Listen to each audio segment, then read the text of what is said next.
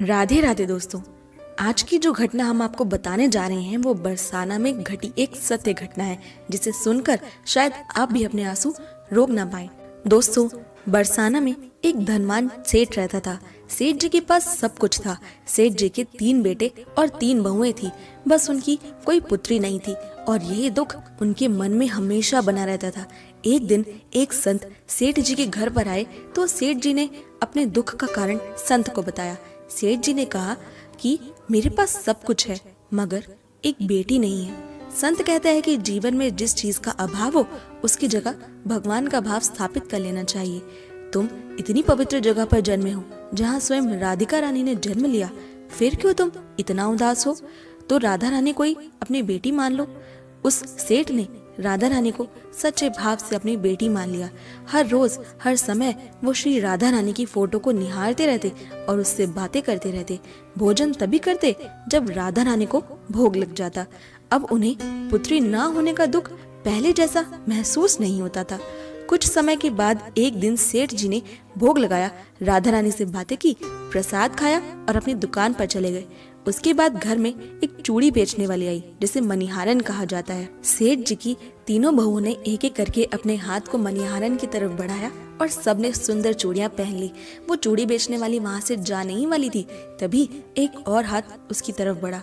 चूड़ी वाली ने उसे भी चूड़ियां पहना दी, ये सोचकर कि शायद सेठ जी के घर कोई मेहमान आई होगी। खैर, चूड़ी वाली ने अपने पैसे लेने के लिए सेठ जी की दुकान पर पहुंचने का निर्णय किया, चारों स्त्रियों को चूड़ियां पहनाकर। और सेठ जी से उसने ठीक 4 स्त्रियों को चूड़ियां पहनाने के रुपए मांगे।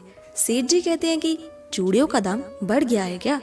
चूड़ी वाली कहती है, नहीं सेठ जी, 3 स्त्रियों के बजाय आज 4 स्त्रियों को चूड़ी पहना कर आ रही हूँ। सेठ जी कहते हैं कि अरे, लेकिन मेरे घर में तो सिर्फ मेरी 3 बहुएं ही तो है।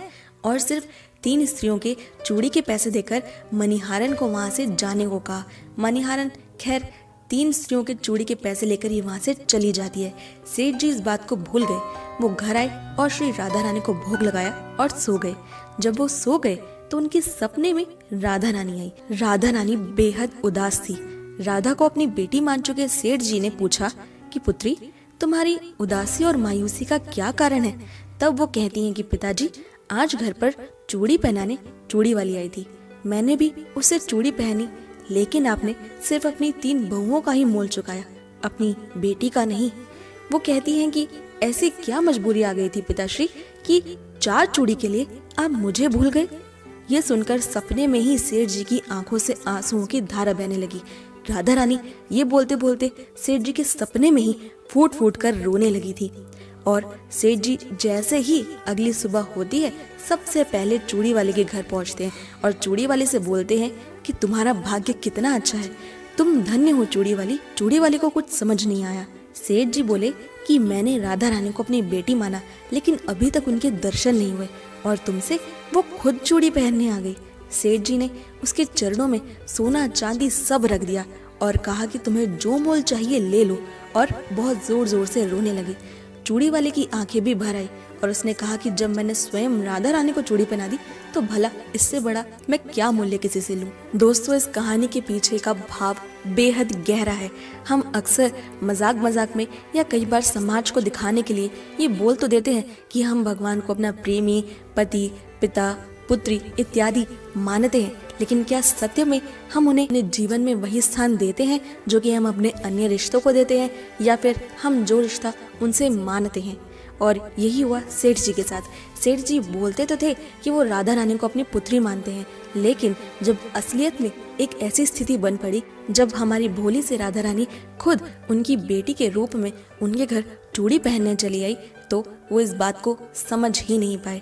ऐसा ही हमारे साथ भी होता है। हम भगवान के साथ अपने रिश्ते को स्वीकार तो कर लेते हैं, लेकिन हम फिर भी यही सोचते हैं कि वो केवल भगवान है, वो मंदिरों में रहते हैं और ये रिश्ता असलियत का नहीं माना हुआ है। जो भी हम भगवान को मानते हैं, जिस भी भगवान की हम जिस भी भाव से पूजा करते हैं, उन्हें उसी भाव में अपने जीवन में स्थान देना चाहिए, उतना ही महत्व देना चाहिए जितना हम अपने जीवन के अन्य रिश्तों को देते हैं। यही सच्चा प्रेम है और ये खुद राधा रानी ने सेठ की बेटी बनकर साबित किया।